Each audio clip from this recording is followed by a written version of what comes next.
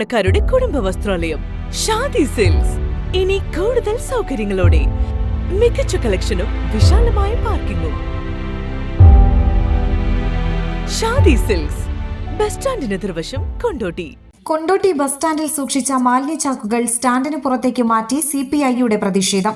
സ്റ്റാൻഡിന്റെ പ്രവേശന കവാടത്തിന് സമീപത്തേക്കാണ് മാലിന്യച്ചാക്കുകൾ മാറ്റിയത്.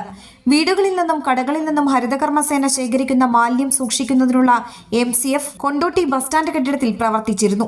ഷോപ്പിംഗ് കോംപ്ലക്സിലെ മുറികളിലാണ് മാലിന്യച്ചാക്കുകൾ സൂക്ഷിച്ചിരുന്നത്. അടുത്തിടെ ഇവിടെ തീപിടുത്തമുണ്ടായിരുന്നു. ഇതേ തുടർന്ന് മുറികളിൽ നിന്ന് ബസ് സ്റ്റാൻഡിലേക്ക് മാറ്റിയിട്ട മാലിന്യച്ചാക്കുകളാണ് ഇന്ന് CPI പ്രവർത്തകർ സ്റ്റാൻഡിന് പുറത്തേക്ക് മാറ്റിയത്. ദിവസവും നൂറുകണക്കിന് യാത്രക്കാർ ആശ്രയിക്കുന്ന കൊണ്ടോട്ടി ബസ് സ്റ്റാൻഡിൽ നിന്ന് മാലിന്യം 10 ദിവസത്തിനകം മാറ്റാമെന്ന് നഗരസഭാ അധികൃതർ ഉറപ്പ് നൽകിയതായും ആ ഉറപ്പ് പാലിക്കാത്തതാണ് മാലിന്യം പുറത്തേക്ക് മാറ്റാൻ കാരണമെന്നും CPI പ്രവർത്തകർ പറഞ്ഞു. ഷോപ്പിംഗ് കോംപ്ലക്സിൽ തീപിടുത്തമുണ്ടായതിനെ തുടർന്ന് നഗരസഭാ സെക്രട്ടറിയെ CPI പ്രവർത്തകർ ഉപരോധിച്ചിരുന്നു. നന്ദിയുണ്ട്.